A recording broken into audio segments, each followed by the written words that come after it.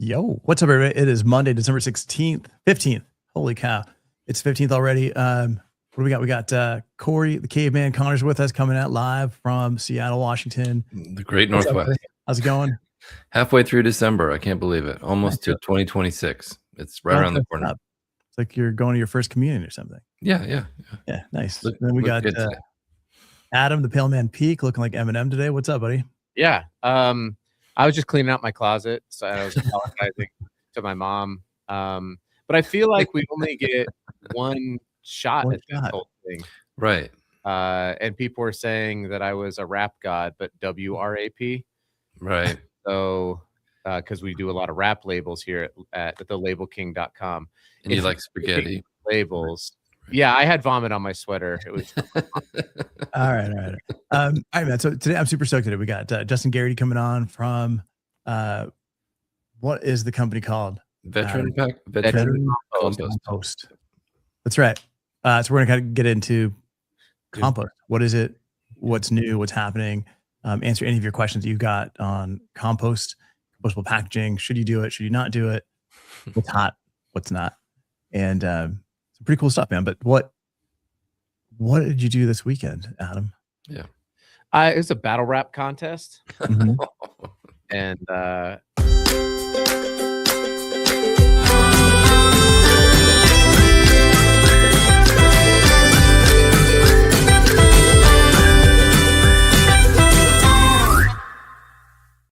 thinks he's a gangster. His real name is Clarence. Clarence lives at home with both parents. All right, man. So we got Justin Garrity joining us. Don't embarrass us, Adam. What's up, Justin? How's it going? I'm good. How about you guys? Awesome, man. We're super stoked. Can you give us just a quick rundown on who Justin Garrity is and what do you do, man? All right. The short answer. Okay. Yeah. We can do that. Exciting one.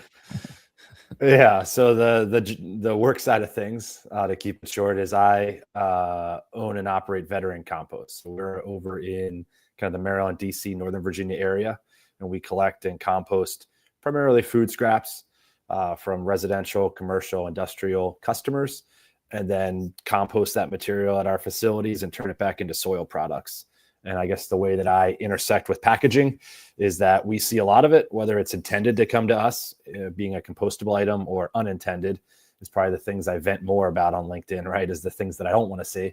And so we work with a lot of brands and a lot of customers on compostable packaging. And I've gone so far as to join the board of BPI. So I've been on the board of Biodegradable Products Institute for the last 2 years, and also chair the Composter Municipality Committee there.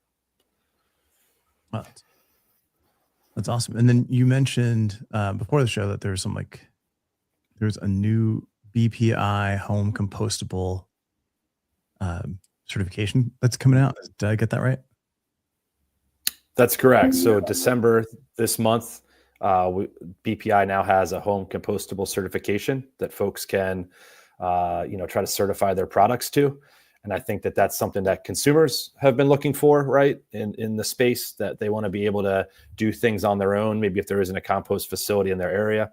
And then for brands, gives them an opportunity to have an item that really can be handled anywhere across the country or around the world. And so TÜV Austria had a home compostable standard. Now BPI does, and hopefully that will drive more, opportunities for material to be diverted from the landfill. And you guys jump in with any questions you guys have. But so many questions. My question is, all right, so I get something that's packaged in something that's certified home compostable. What, as a consumer, like, what do I even know about composting, right? Like, how am I supposed to do it? And if I'm just your average guy shopping, like, what bin does it go in? Like, what am I supposed to do with that?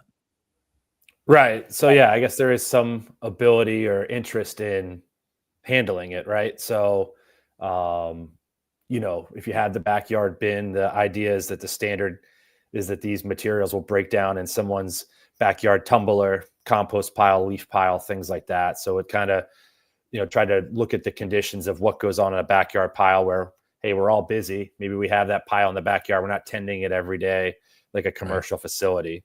And will it break down in that?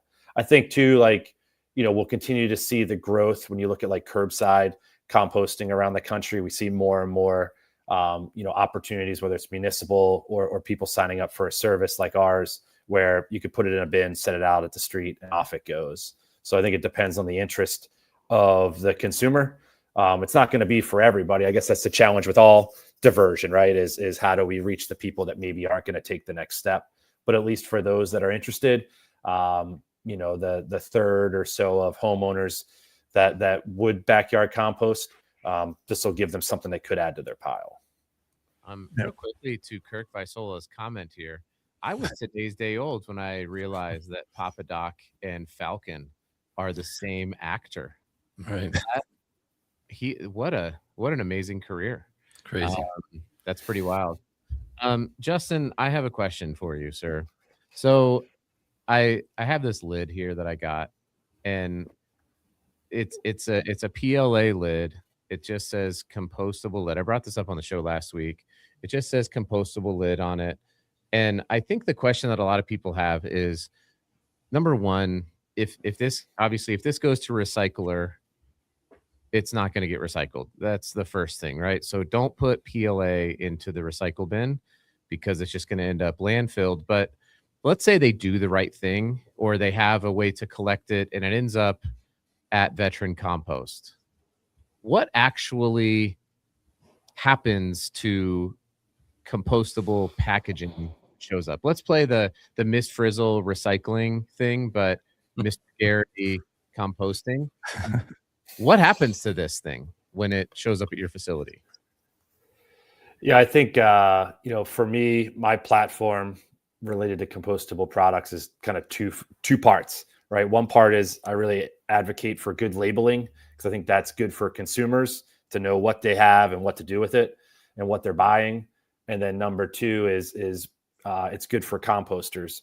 The other part of my platform is around monetization and EPR. But in terms of labeling, the best case scenario is having something that says certified compostable. There's so many misleading words out there for plant-based, bio-based, biodegradable, whatever. What we look for is something that says certified compostable, because then we know it meets a certain ASTM standard. At our facility, we're low tech. There are some facilities that have higher picking operations. Ours is $30 boots and $20 gloves, and people picking by hand. And so we're going through the material, sorting out the things that are not compostable, and trying to get those diverted. And then all the stuff that is compostable, our process, the stuff that we receive today in 150 days is a complete finished product. So our process is pretty fast. It's going to come in. We're going to mix those compostable items with food scraps and wood chips. The pile that we build today will be at 140 degrees Fahrenheit by probably Wednesday or Thursday, and pumping right along, even in this cold weather. Then we'll screen it, we'll cure it. And, when you're ready to garden in the spring, it's going to be waiting for you to come bulk or bagged. So some processes out there, if you think about your municipal yard waste facility, they may be 10 or 12 months if you have nice long windrows of grass clippings and leaves, and that may take longer. Ours is a pretty accelerated process. But anything that's certified compostable should break down in any average, medium, well-run compost facility. Now, there's sometimes exceptions, but generally speaking, we see items like your lid there break down well in our system. So if it, just to be clear, so if it says, like, this lid just says compostable lid, that's all it says. It's got a brand on there as well. But if somebody were to pick this up at your facility, is the risk too high to be like, let's put this into the compost? Because if it's not certified, or like, what would be the reason why you might pick this up and somebody would go, we've got to landfill this, it's not certified? Or what? Talk me through what that looks like when they pick this thing up. What are they looking for? If they don't see the certification, does it get landfilled? Is that the best thing to do with it? What happens? Right. I mean, we'd like to see certified compostable. That one would probably go. I mean, we're really picking out anything that's obviously like number 1 and 2 clamshells. We're picking out all your Starbucks cups and poly lined containers. So on that initial pick, so we'll pick. Our drivers are always on the lookout when they're collecting the bins. Our Virginia facility, 100% of what we process, we collect. Here in Maryland at our facility last year, 86% of what we processed, we collect. And so that gives us an opportunity to really source the right materials and work with the right people. So our drivers will usually be on the lookout for materials that maybe shouldn't be in the bins so we can talk to the customer. So all along the way, we're trying to pick out materials that shouldn't be there. That one says compostable. It's not ideal. It would probably make it through and go on. I think that, we've been advocating for better labeling laws, which we're starting to see in a lot of states. So I think that's going to drive a lot of the change, is when you see states like Minnesota, Washington, where labeling laws are coming in, and that's going to start to maybe drive how brands approach what they write on the containers for compostable logos. All that stuff will hopefully get better. But at the speed at which you're picking, like realistically, like how big, how much contrast you actually need in order for that to be legible at the speed that you're picking? Because you're not picking it up and then trying to find it. If you don't see it immediately, you got to kind of move on, right? I would assume. That's the trouble, right? I mean, if it was my world, everything that was compostable would be neon green, right? But the people that are making this packaging also have customers and consumers and focus groups, right? And so they're trying to meet certain aesthetics or certain sizes of fonts and all that. I realize on the packaging side of things, there's a challenge there. And so, that's the thing for us. And that's where, to get into EPR and monetization, I'm willing to put up with more of those challenges if I'm getting some money for the hassle of dealing with the stuff. Right now, we don't get anything. Maryland, where we're based, has an EPR law that's coming. And so we're hopeful that, the funding from EPR will help us, hire more folks, help with more sorting, handle more materials. So I think that's where the other part of this comes in, is, hey, help us be compensated for what we're dealing with here. We got questions. Yeah, we got a couple of questions here. Yeah, you mentioned before we started about these depackaging machines. Can you talk to us about what those are and why those are kind of dangerous to compostability and composting? Actually, if you don't mind, before we hop to that question, if we can get through a couple of these here, we got one from Chris Olson asking, what's a good option for composting in your backyard, where if you live in an area that's got bears. I don't know how many bears you guys have in Battlestar Galactica in Maryland. We got bear issues. Okay. For anywhere where you have, let's call them vectors, usually it's squirrels and rats or raccoons. Bears is probably at the high end of what we'd call a vector.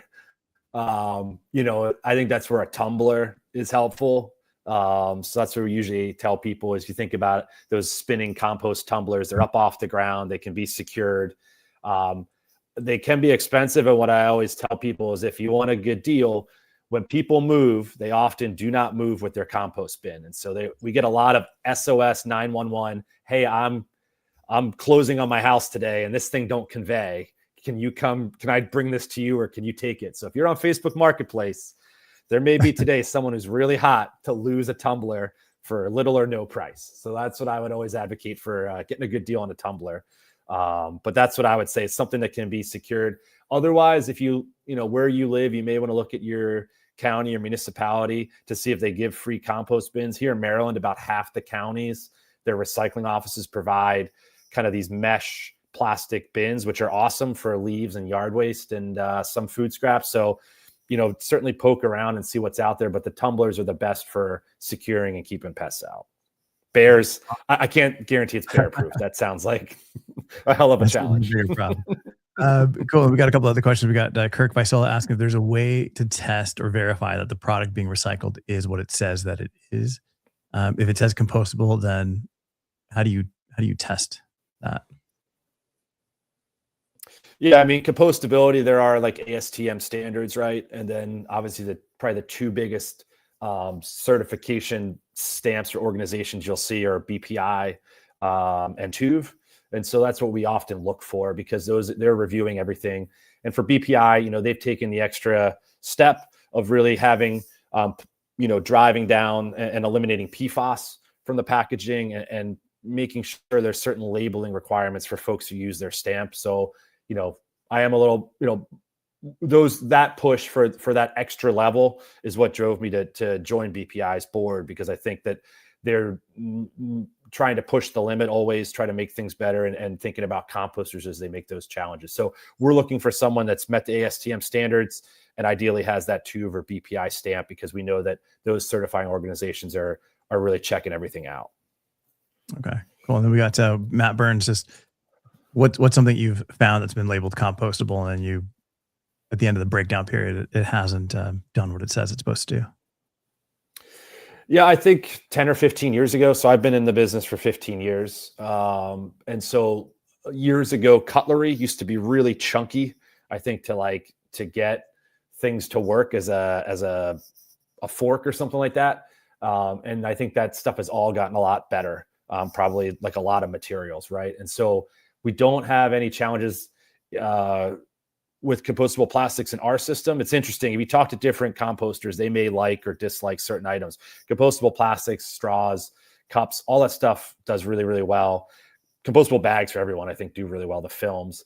The only thing that we sort of struggle with is a lot of the lunch trays around here have gone to like a fiber compostable lunch tray. And so the schools love to stack up the lunch trays to fit them in the bin. And we end up with these large masses of fiber that if our guys and girls don't knock them apart, they may not totally break down. But that's, once again, something that has to do with our process, the way we handle it. It doesn't have to do with the product. And I think about, not I'll tell a lot of Army stories, but one I think is, in this regard, is if you go to the rifle range in the Army, people don't qualify at the rifle range. The first thing they all do is they look down at their rifle, and no one ever blames themselves. They blame the gun.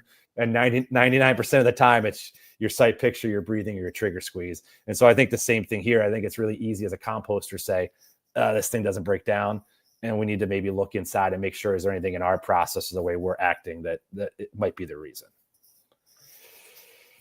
Yeah, no, that's a great example. So thanks for answering those for the audience. Corey, do you mind asking your question again on the depackager?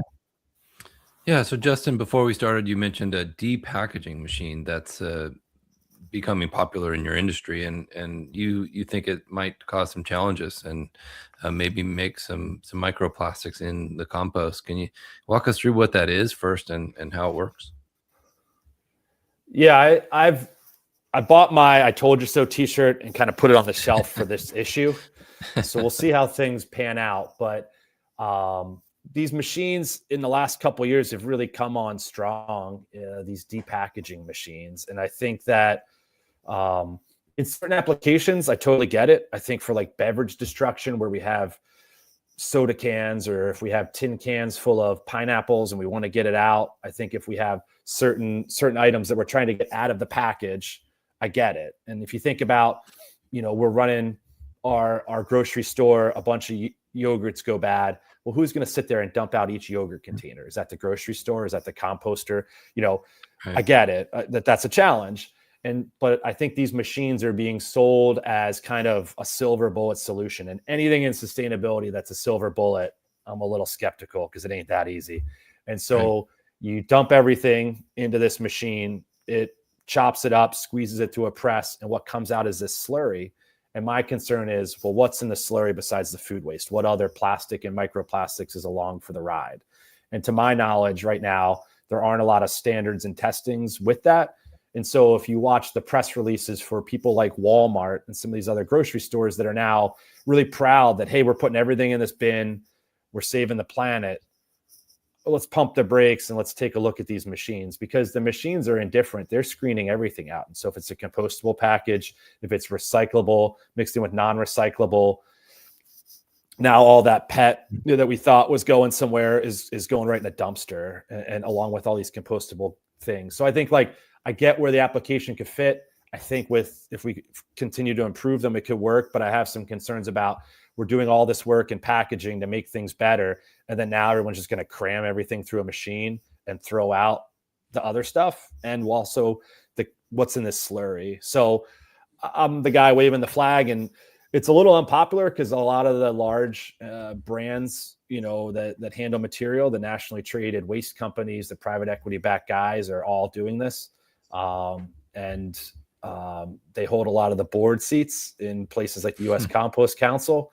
And these depackaging machines are now title sponsors of our trade events.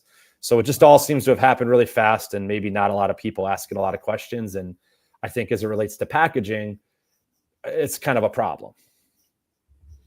Can I ask a question around, you talked about the monetization side with EPR, and then you started to kind of hint at some involvement with private equity now getting into, or maybe not just getting into, it's the first time I've heard of it, into the composting arena. Is there still economic or market forces that are restricting our ability to compost? I mean, is that in terms of like organic versus non-organic compost? I think you'd mentioned that the packaging renders compost non-organic and therefore has a lower value when it's sold to the market versus organic. It just seems like there's a lot of financial considerations that need to be considered by brands. And are we seeing any advancements there? Is private equity money helping with that? Is it hurting that? I don't know. It just seems like there's a lot of noise around compostability and some money that's starting to come in. I'm just curious where that's going.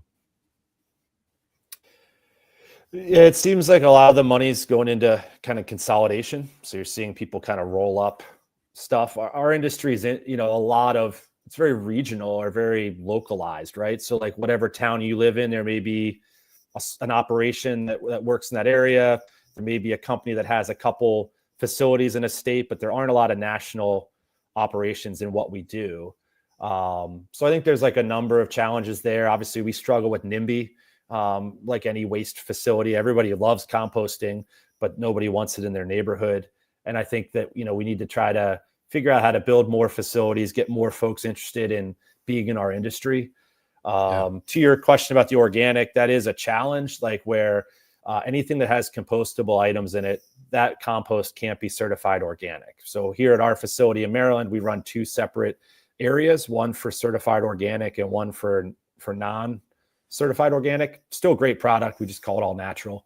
The interesting thing to come back to the depackaging is we can cram everything through and put this slurry that has microplastics right into my organic pile if we wanted.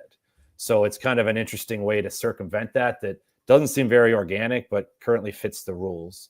So I think to answer your larger question of how do we grow composting? I think we need to figure out how to get more entrepreneurs in this space that want to grow. We're seeing some interesting capital where banks and family funds are maybe starting to roll out more growth of the successful operations. But it's a pretty big thing is how do we get to that next level? There's a number of things we're going to have to figure out to grow this thing. So is the product that you're selling organic? We produce two products. So we have a organic OMRI certified compost. Mm-hmm. So I can't put compostable cups and straws in that.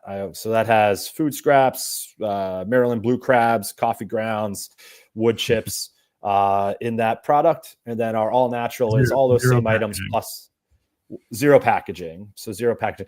But like I may have mentioned last time I was on here is there's just some interesting idiosyncrasies or oddities to the organic certification. If you send me a dumpster of 10 tons of bananas with plastic stickers, I can put that in the organic pile. But if you send me 10 tons of bananas with compostable stickers, I can't put that in the pile, which doesn't seem very organic. So there's some stuff there that needs to be addressed. The trouble is it's a very big federal thing. And, you get people together, and in the green community, we like to eat our own. So to make changes is very difficult. And I find myself the bad guy in some of these conversations when I'm just here to try to make the planet better. So we'll get there eventually. I don't know how old I'll be when we get there, but we'll get there eventually. Yeah. One thing with sustainability, one thing I always say with sustainability is that there's no solutions when it comes to sustainability. It's just trade-offs, right? You're trading one material for another. You're trading one cost for another. Like there's always something to consider. And I know there's always people like, oh, this is the best. And it's like, not necessarily. It depends on what region you're in, like what the processes are. Like so many things that go into it. But if you're a brand out there, and I know there's a lot of brands that are moving into like stand-up pouches, what would your recommendation be if they came to you and they're like, hey, we're thinking of moving into a stand-up pouch? What? Compostable? Yeah. What do you think we should be doing? You're talking about a compostable pouch or just a pouch in general? Yeah, a lot of brands are moving into pouches, and a lot of times these smaller brands don't really even know what's available. I mean, there's a lot of stuff out there that claims, that's got different claims on it that can break down in different ways, but they don't really know. If you're a brand and you're selling spaghetti sauce, spaghetti sauce. You don't necessarily know the plastics and everything else that goes on the back end. You're kind of counting on a sales guy that's going to make a profit off of you. So like, what would be the questions that they should be asking to make the right choice into what kind of packaging they should be going into, what kind of materials they should be going into? Yeah, that's where I try to give people a lot of leeway, because once again, to your point, like you're in the business of we're here to sell food products, man. I'm sorry, I'm not.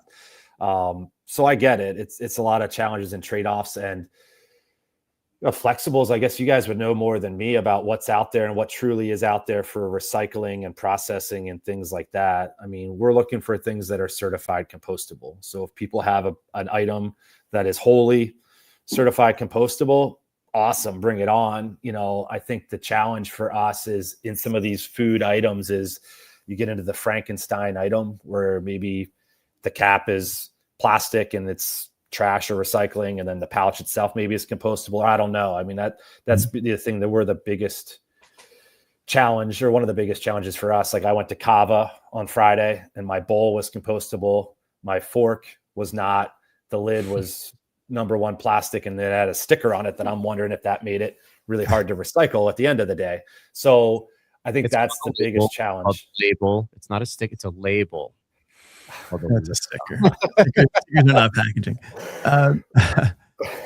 No, but you bring up a good point. Right? If you've got a combination of materials, then it kind of negates the whole thing unless you're separating things out. But when you're saying certified, if I'm a spaghetti sauce supplier and you come to me, somebody comes to me selling me a pouch that has printed on it compostable, I'll be like, oh, well, I guess it's compostable. But what should it say, right? Like, should I trust that it's something that says compostable, it is compostable, or what should I really be looking for? Yeah, I mean, you could ask them who they certify through or with, like BPI. If you go in BPI world, you can search all the SKUs that exist there. And so we do that quite often for people, because I think people want to do the right thing, and they, especially I feel bad when people are spending extra money trying to do the right thing. So you could always look at BPI world, put in the item, or you could ask folks, hey, who do you certify with? Or, what certifications can you show me, and things like that. Because, we work with a lot of, event venues that are trying to green up things. And so they'll constantly send us, hey, someone told me this plate's compostable. Is that true? And sometimes it's right and sometimes it's not. And so I would say, not to speak too badly of them, but paper salesmen have been known to tell a few tales. So yeah, it would be right to maybe check the receipts. So there's BPI. I think NSF has a certification, at least and TUV. Are there other certifying bodies that are out there that are in the US, or is it just, those are only three that I've heard of? Yeah, and I think CMA is another one that may be out there too. Country Music Association does not have a certification. Absolutely. They have a that is the Compost Manufacturers Alliance or Association or something like that. And that's where it's tough for brands, right? Because you're like, well, which certification should we hold? And do we need all of these, or what will people take? I think anything that meets that ASTM standard that's been reviewed by a third party is great. So whether it's TUV or BPI, we're cool with it. D6400, right? It's ASTM D6400. Is that the correct? Yep. Okay. Nerd. That's nerd stuff. So if the packaging says biodegradable, it means it's compostable, right? Right. So that's the challenge, right? Things that say biodegradable, what does that mean? That doesn't really certify to anything. So that's where like biodegradable, bio-based, plant-based, all that stuff is where it gets really greenwashy. So biodegradable would get routed to the trash here at our facility, if that's all it said. What's the Tommy Boy quote? I could take a dump in a box and stamp it guaranteed. I know butcher. What is it? The butcher, right? You can ask the butcher. Awesome. Corey, do you have any questions? You've gotten quiet all of a sudden. Well, you cut him off, jerk. I did cut you off. Sorry. I think we've got a problem with access, and I think that I'm wondering if Justin has any information on what's being done about that. Are there municipalities that are adding compostable curbside availability? Because I'm not seeing that, and I'd love to see more of that.